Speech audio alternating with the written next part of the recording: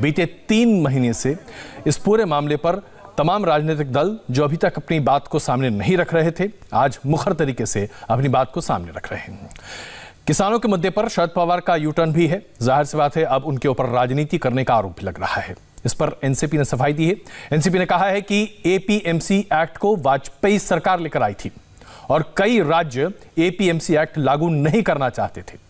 शरद पवार ने APMC act पर आम सहमति बनाने की कोशिश की थी। ये अब एनसीपी की तरफ से सफाई सामने आ चुकी है। किसानों पर शरद पवार ने ये जो बातें कही हैं और कैसे अब किसानों के नाम पर राजनीति हो रही है, ये हम आपको बताएंगे। पवार ने कृषि मंत्री रहते हुए 11 अगस्त को 2010 में एक चिट्ठी भी लिखी थी और मंडी में निजी क्षेत्र की वकालत भी की थी। ये चिट्ठी अभी हम आपके सामने आपके स्क्रीन पर रख रहे हैं। शरद पवार जब कृषि मंत्री थे तो वो कृषि क्षेत्र में काफ़ी बदलाव की बात कर रहे थे। उनका कहना था कि अगर बड़े निवेश को कृषि क्षेत्र में लाना है तो आर्थिक सुधार वहां पर करने पड़ेंगे और जब तक के सुधार नहीं होते तब तक किसानों का फायदा नहीं हो सकता। तो आज क्या बदल गया है, ये तमाम मुद्दे हैं जिस पर हम चर्चा कर रहे हैं। और प्रफुल्ल पटेल जी, वरिष्ठ नेता एनसीपी के, इस वक्त हमारे साथ मौजूद हैं। प्रफुल्ल जी, बहुत स्वागत है इंडिया टीवी पर आपका। नमस्कार प्रफुल्ल जी, शरद पवार जी राष्ट्रपति जी से मिलना चाहते हैं, किसानों के मुद्दे पर उन्हें अपनी बातों से अवगत भी कराना चाहते हैं। लेकिन अगर हम, जैसा कि अभी हम अपने दर्शकों भी बता रहे थे, शरद पवार जी चाहते हैं कि कृषि क्षेत्र में सुधार हो, बदलाव हो, एपीएमसी एक्ट में भी बड़े बड़े बदलाव हो, फिर कृषि कानून का विरोध क्यों? देखिए, सबसे पहले कृषि क्षेत्र में सुधार के मामले में किसी को भी आपत्ति नहीं है, विरोध नहीं है, ना होना चाहिए। संयोग से आज मैं अभी आपसे बात कर रहा हूं तो मैं अपने निजी क्षेत्र भंडारा गोंदिया के पौनी कृषि बाजार समिति एपीएमसी में मैं बैठा हूं जी, और ये संयोग की बात है। और हमारा इतना ही कहना है कि 2-3 बातें हैं। आप अगर हमारे भाषण भी देख लें लोकसभा और राज्यसभा में, जब ये बिल लाया गया था, राज्यसभा में तो खैर वक्त ही नहीं दिया गया था, 2-2 मिनटों में क्या अपनी बात रखें, लेकिन फिर भी कहना चाहता हूं कि हमने कहा कि भाई देखिए, ये बहुत, आप कहते हैं ऐतिहासिक और क्रांतिकारी ये बदलाव है कृषि क्षेत्र में, तो हमने कहा कि भाई बहुत अच्छी बात है, स्वागत करेंगे हम, लेकिन इसमें जल्दबाजी की, कोई 1 महीना 2 महीने में ये कोई परिस्थिति बदलने वाली नहीं है। आप अच्छे सभी लोगों से चर्चा करिए, इसमें संसद में भी बहस होने दीजिए, संसद की एक सिलेक्ट कमेटी बनाइए और वो कमेटी के माध्यम से बहुत सारे जो इससे जुड़े हुए लोग हैं उनको आप बुलाइए, उनकी बात सुनिए और उसके बाद कानून में अगर कोई संशोधन आप जो लाए उसमें करने की थोड़ी बहुत आवश्यकता लगेगी तो हम आपको उसके सुझाव देंगे। अब आज शरद पवार जी का आपने नाम लिया इसलिए कह रहा हूँ, शरद पवार जी इस देश के किसानों के कृषि क्षेत्र में कद्दावर नेता है जी। वैसे ही प्रकाश सिंह बादल साहब है, एचडी देवेगौड़ा साहब है और भी बहुत सारे लोग। आप अगर इन सभी लोगों से थोड़ी बहुत बातचीत करते, विचार विमर्श करते तो उसका फायदा होता कि नहीं होता। आपने शरद पवार जी की चिट्ठी के बारे में मुझे बताया कि एपीएमसी के और बदलाव के बारे में उन्होंने 2010 में चिट्ठी लिखी, जरूर लिखी जी, और एपीएमसी एक्ट में सुधार होना चाहिए, कुछ परिवर्तन होना चाहिए, इसका किसी को विरोध नहीं है। मगर आपने ये बिल लाते हुए इसमें 2-3 पहलुओं पर विचार नहीं किया। पहला पहलू ये है कि भाई जैसे अभी आज जो सबसे ज्यादा जो विषय क्या आ रहा है किसानों का, पंजाब हरियाणा के किसान क्यों आज दिल्ली को घेरे हुए हैं कि उनको एमएसपी जो न्यूनतम कीमत है इसके बारे में इस एक्ट में कहीं भी खुलासा नजर नहीं आता है।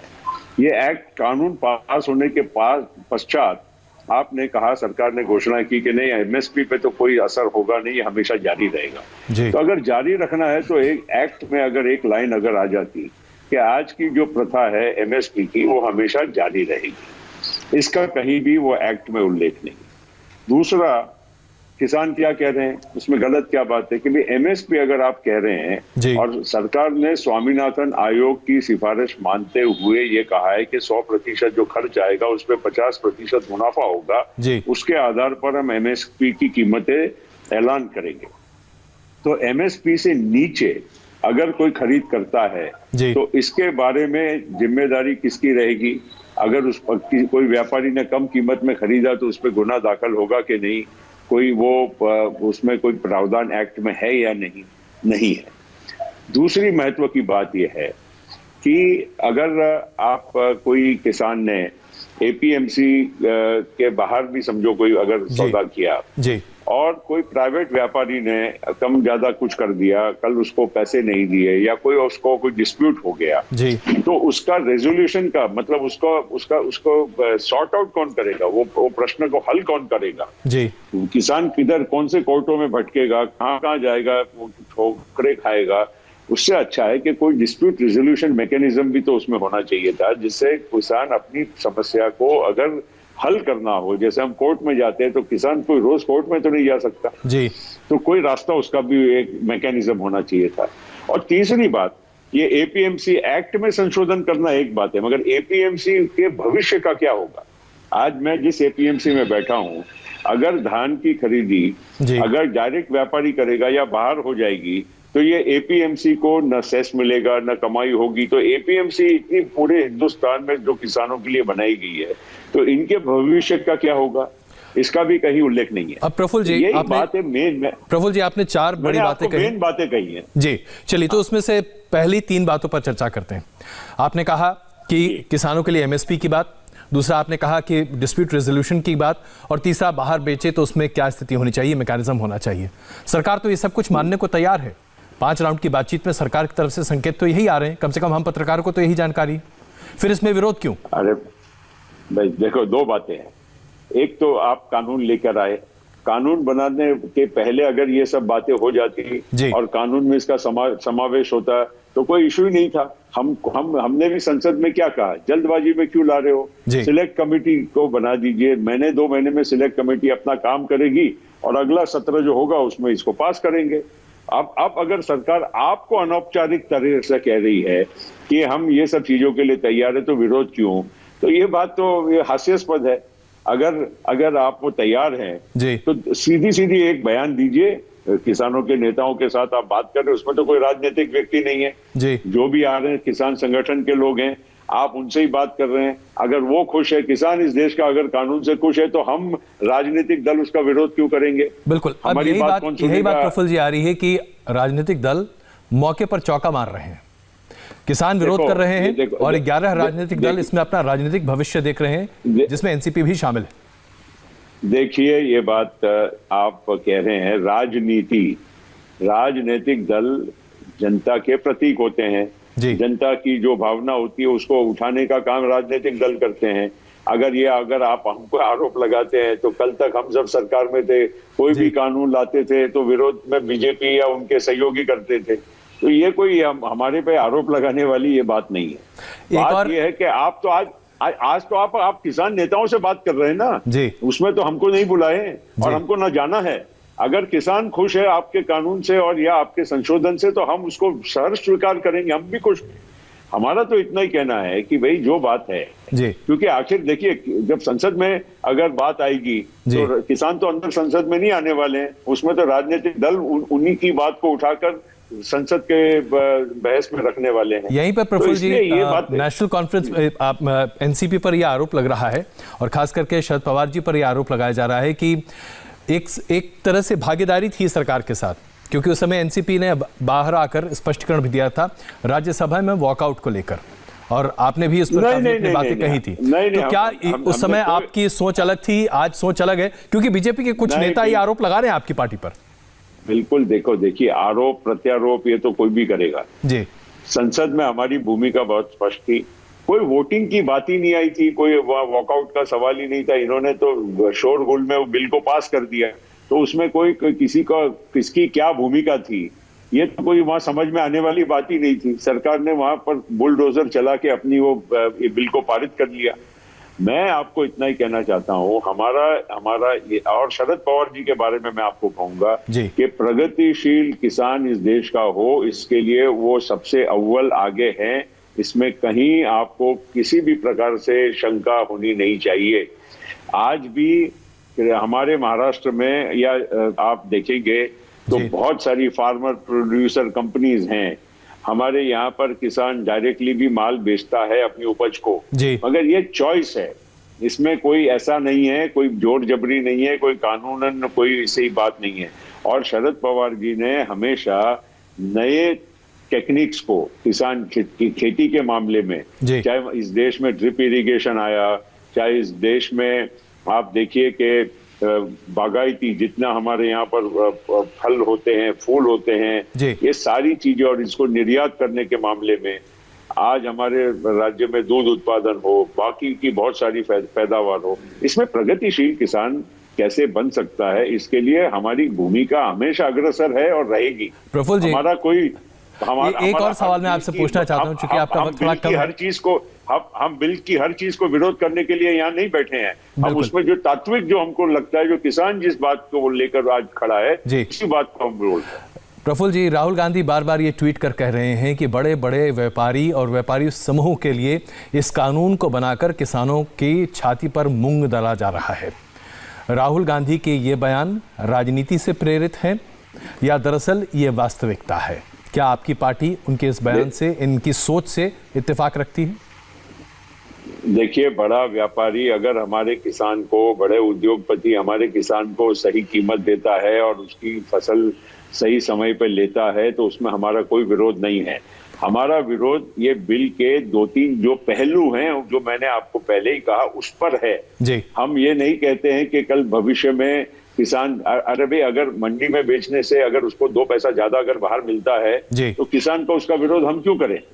मगर ये भी नहीं होना चाहिए कि हमारी व्यवस्था ऐसी हो जाए कि हमारे पास पर्याय न रहे। आज पर्याय कागज में है, मगर कल अगर ऐसा ना हो जाए कि केवल ये बड़े उद्योगपति अपनी फिर एक बार शुरुआत करें अच्छे से और बाद में वो डिक्टेट करें, बाद में वो किसानों के सिर पर बैठ जाए, ऐसी परिस्थिति। इसीलिए ये बिल में कुछ कानून में ऐसे प्रावधान, यानी हल्के संशोधन के साथ बिल में आपको बहुत आपत्ति नहीं होगी? संशोधन होना चाहिए, लेकिन संशोधन के साथ जो उसमें जो मर्यादाएं होनी चाहिए, जो कुछ उसमें सेफगार्ड होने चाहिए, उसके बारे में आज मैं समझता हूं सबसे बड़ी आपत्ति। इसलिए मैं कह रहा हूं शॉर्ट में कि एमएसपी कंटिन्यू रहनी चाहिए, एमएसपी से नीचे माल कहीं बिकना नहीं चाहिए, एपीएमसी के भविष्य को निर्धारित करना चाहिए, और एक प्रकार से कोई भी प्रकार से बड़ा आदमी, जैसे आपने उद्योगपतियों का नाम लिया, कोई उद्योगपति अगर खरीदता है और किसान को शोषण करता है तो उसके ऊपर कानूनी कार्रवाई क्या हो सकती है, ये हमको बहुत महत्वपूर्ण बात है आपने प्रफुल्ल जी यहाँ पर कही। बहुत धन्यवाद इंडिया टीवी से बात करने के लिए और बहुत धन्यवाद समय देने के लिए। दिल्ली में आज 5 आतंकवादी पकड़े गए हैं। दिल्ली पुलिस के स्पेशल सेल के DCP Pramod Kushwaha press conference कर रहे हैं, देखते हैं क्या कह रहे हैं। जो काफ़ी दिनों से एक ऑपरेशन पे काम कर रही थी, जिसमें एसीपी हृदय भूषण, एसीपी ललित नेगी, इंस्पेक्टर सुनील और इंस्पेक्टर रविंद्र जोशी थे। उस काम पे करते करते आज सुबह एक स्पेसिफिक इन्फॉर्मेशन पे सुबह अर्ली मॉर्निंग में 5 लोगों को अप्रहेंड किया गया है।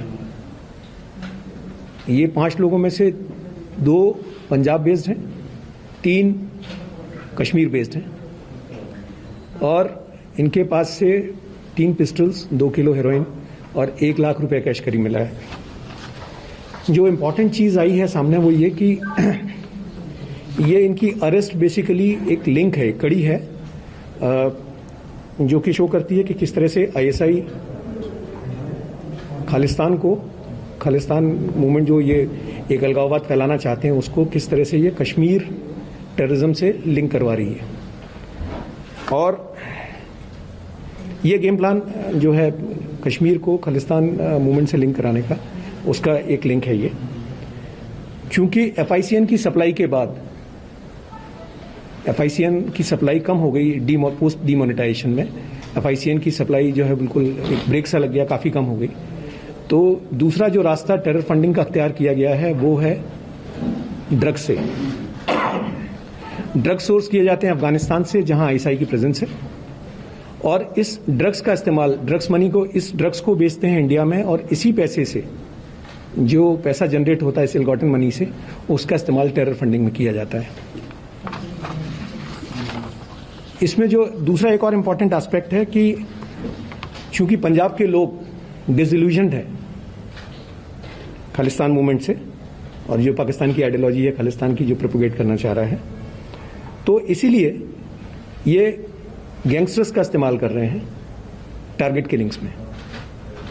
गैंगस्टर्स का इस्तेमाल करने से इनका टू फोल्ड पर्पज सर्व करने की कोशिश कर रहे हैं। एक तो कम्युनल डिसहार्मोनी क्रिएट कर रहे हैं, नंबर 2 ऐसे लोग जो इनके खिलाफ खड़े होते हैं, टेररिज्म के खिलाफ खड़े होते हैं, उनको डिमोरलाइज करने की कोशिश कर रहे हैं। जैसे कि अभी पीछे बलविंदर सिंह संधू जी जिनका मर्डर हुआ था अक्टूबर के महीने में, उनकी किलिंग में ये जो 2 हमने पकड़े हैं पंजाब बेस्ड, ये लोग उसमें शामिल थे। एक इसमें गुरजीत सिंह भूरा है और एक सुखदीप है।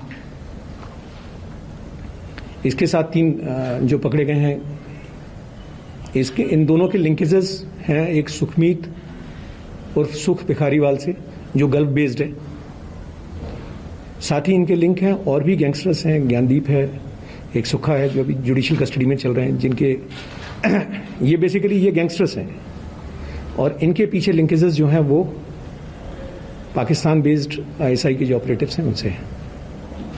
सिमिलरली जो कश्मीरी लोग हैं, इसमें जो 3 पकड़े गए हैं, इसमें से 2 लोगों के क्लियर कट लिंकेजेस आ रहे हैं। पर्टिकुलरली ये हिजबुल मुजाहिदीन के OGW कह सकते हैं और इनका सेटअप पाकिस्तान में और POK में जो इनके काउंटर पार्ट्स हैं उनसे हैं। तो बेसिकली इन 2 मूवमेंट्स के बीच ग्लू का काम जो है वो आईएसआई कर रही है, इन दोनों को लिंक करके, और 2 टेरर फंडिंग को लिंक करने की कोशिश कर रही है, इनको लिंक टेरर परसीव करने के लिए।